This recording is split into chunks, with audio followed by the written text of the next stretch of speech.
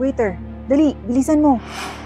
Mag-serve ka dun sa lalaking nakaupo sa bandang daanan. Pero wag mo ibibigay yung mga order niya. Gamitin mo yung utak mo para patagalin siya dyan. Dahil meron siyang business meeting na kailangan puntahan. Kaya gumawa ka ng paraan para maubos ang oras niya kaya hintay.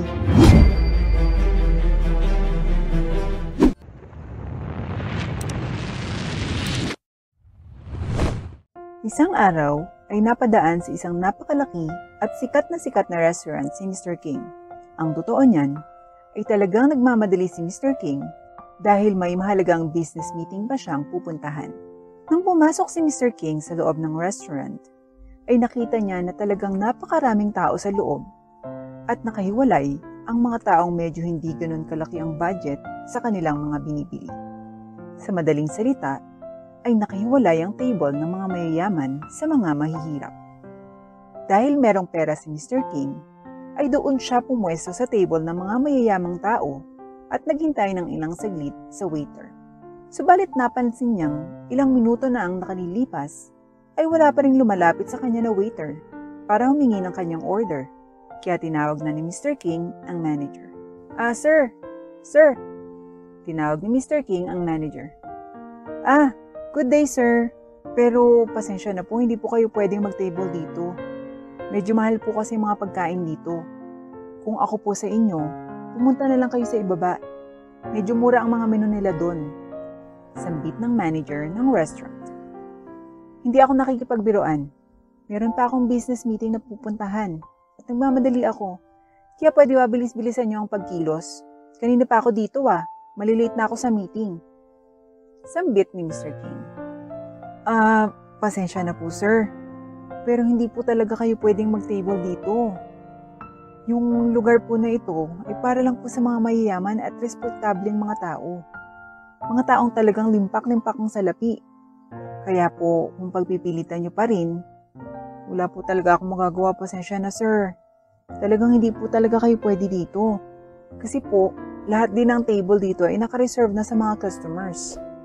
Sambit ng manager. Tatapatin na kita. Meron akong business meeting at dito kami magkikita ng makakausap ko sa meeting. Hindi pa natatapos magsalita si Mr. King, ay biglang nagsalita ang manager. Oops. Huwag mo na lang pong ipagpilitan dito, sir. Ang totoo po, meron pa namang lugar dito na talagang napaka-special at sigurado akong magugustuhan mo. Sambit ng manager. Kaya walang nagawa si Mr. King, kundi ang sumunod sa sinabi ng manager. Hinatid siya ng manager sa isang lugar sa restaurant, kung saan ay hindi ganun kagandahan at halos lahat ng mga tao dito ay mahihirap. Gulat na gulat si Mr. King nang dalhin siya rito ng manager. Nakita niyang marumi ang lamesa, hindi man lamang ito napunasan, walang aircon at talaga namang napakainit sa loob. Ano ba?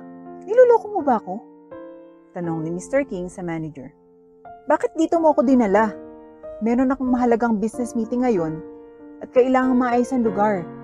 Bakit dito mo ako dinala? Pagalit na sambit ni Mr. King. Wait sir. Relax. Pangako, mag-e-enjoy ka sa lugar na to.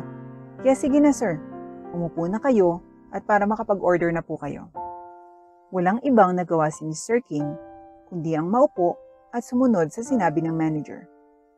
Habang nakaupo si Mr. King, ay napahawak na nga lang dito sa kanyang ulo dahil nagsisimula na nga siyang ma-stress.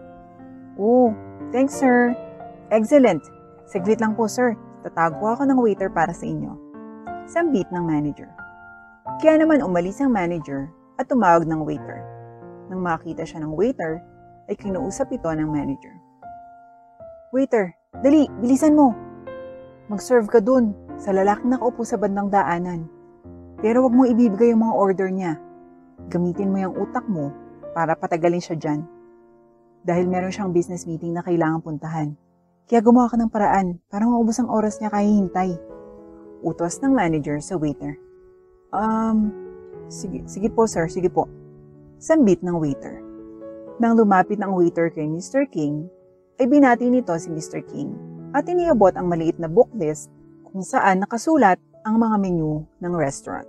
Tumingin si Mr. King at pumili ng makakain. Isang special na salad at lobster. Yung special din.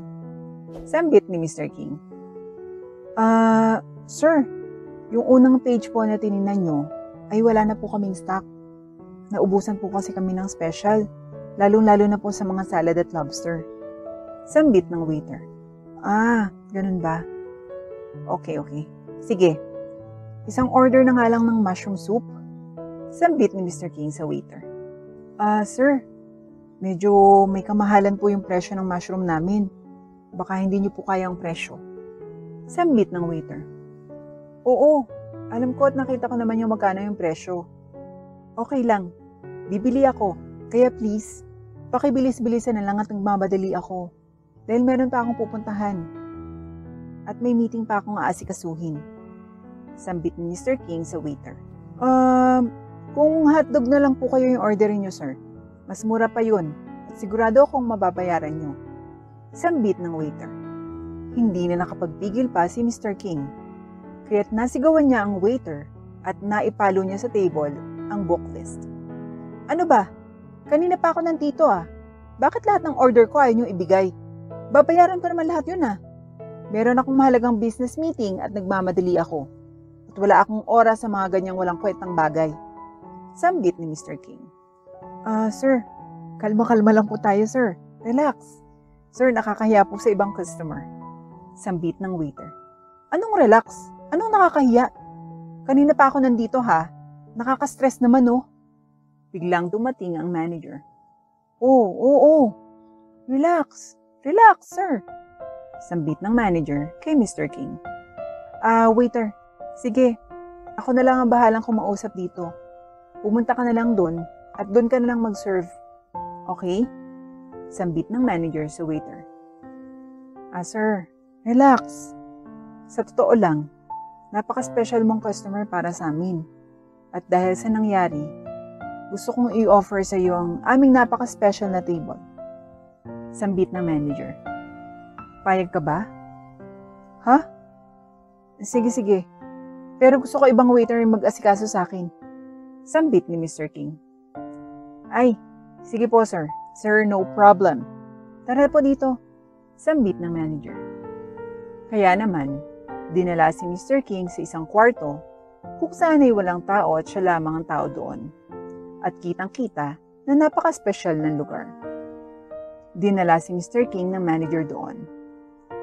Sir, dito na lang po kayo at tatawagin ko na lang po yung waiter nyo. Sambit ng manager. Nang makalabas sa kwarto ang manager, ay tinawag niya ulit ang waiter na nakausap ni Mr. King at nakaalitan kanina. Waiter, bilis-bilisan mo. Sambit ng manager. Pumunta ka sa special room. Doon ko pinatable yung lalaki. At siya na lang mag-isa doon. Sinarado ko ang pintuan at puntahan mo siya doon ngayon. Ito ang susi. Ikandado mo ng maigi ang pinto para hindi siya makalabas at malate siya sa kanyang business meeting. Bilis-bilis. Utos ng manager sa waiter. Kaya naman habang nasa loob si Mr. King at naghihintay sa waiter, ay wala siyang kaalam-alam na kinandado na pala ng pintuan at hindi na siya makakalabas. Makalipas ang ilang minuto na paghihintay ni Mr. King, ay napatingin siya sa kanyang relo at nakita niyang malilate na pala siya sa kanyang business meeting. Kaya kaagad tumayo si Mr. King at laking gulat niya nang hindi siya makalabas sa kwarto dahil hindi niya mabuksan ang pinto. Uy! Palabasin niyo ako dito! Malilate na ako sa meeting, ano ba? Palabasin niyo ako dito! Sigaw ni Mr. King. Maya-maya pa, ay biglang binuksan ang pinto at laking gulat ni Mr. King dahil sinalubong siya ng mga pulis. Yan sir, huli niyo ang taong yan. Bumili siya ng napakaraming pagkain. Nag-order ng napakaraming pagkain tapos hindi niya binayaran. Huli niyo yan. Sambit ng manager. Gulat na gulat si Mr. King. Hindi totoo yan. Paano nang umorder ako ng marami at paano hindi ko binayaran? Wala nga akong tanggap na order Wala nga akong nakain. Imposibleng hindi ako nagbayad. Hindi yan totoo. Sinetap niya lang ako. Sigaw ni Mr. King. Sa presinto ka na magpaliwanag. Hulihin na siya. Sambit ng pulis. Kaya naman pinusasan si Mr. King at dinala ng mga pulis. Habang nilalabas ni Mr. King ng mga pulis sa kwarto, ay nakita ni Mr. King na may kausap na tao ang manager na nagpahuli sa kanya. At nakita siya ng manager na kinakaladkad. Kaya naman kaagad pinatalikod ng manager ang kausap niya na mismong may-ari ng restaurant. Habang kinakaladkad si Mr. King, ay nakiusap muna siya sa mga pulis kung pwede ba siyang makitawag saglit sa telepono. At pinayagan naman siya ng mga pulis. Nang tumawag si Mr. King sa telepono, ay kinausap niya ang kanya sanang makakausap sa business meeting. Sir, Mr. King nga pala to. Gusto ko lang pong ipaalam na hindi po ako makakapunta sa business meeting dahil hinuli po ako ng mga pulis dito sa restaurant na pagmimitingan natin. Sambit ni Mr. King. Ang taong tinawagan ni Mr. King ay ang mismong taong kinakausap ng manager ng restaurant. At ito ay ang mismong nagmamay-ari ng restaurant na nagngangalang Mr. Ram. Ha? Anong ibig mong sabihin na hinuli ka ng pulis? Nagtatakang sambit ng mismong may-ari ng restaurant. At laking gulat niya nang tumingin siya sa likod dahil nakita niya na hinuhuli si Mr. King. Uy! Ano bang ginagawa niyo? Bitiwan niyo siya! Bitiwan niyo! Sambit ni Mr. Ram. Hindi niyo ba kilala kung sino ang taong dinadakip niyo? Siya si Mr. King, ang owner ng restaurant, at pumunta siya dito para makapag-meeting sa akin. Kaya pakawalan niyo siya. Sambit ni Mr. Ram. Ha? I'm sorry, Mr. King. Sambit ni Mr. Ram. Gulat na gulat naman ang manager at ang waiter na nagpahuli kay Mr. King. Sorry Mr. King. Hindi po namin alam na kayo pala ang owner ng restaurant. Sorry po talaga. Isang malaking pagkakamali po sa amin. Sambit ng manager. Hindi ko nagustuhan ang mga ipinakita nyo. At kung mag-sign man ako ng mga contract, gusto kong palitan ng mga staff. Sabi ni Mr. King. Matatanggal po ba kami? Sambit ng manager. Mr. Ram, sorry na po. Huwag niyo na po kaming tanggalan sa trabaho. Kailangan po namin to eh. Sige, hindi ko kayo ipapatanggal sa mga trabaho niyo. Pero maghuhugas kayo ng mga plato at magiging tagalinis kayo ng CR hanggang sa matuto kayo ng leksyon. At kung aalis naman kayo, ay sisiguraduhin kung wala kayong mapapasukan na trabaho sa lugar na to. Sambit ni Mr. King.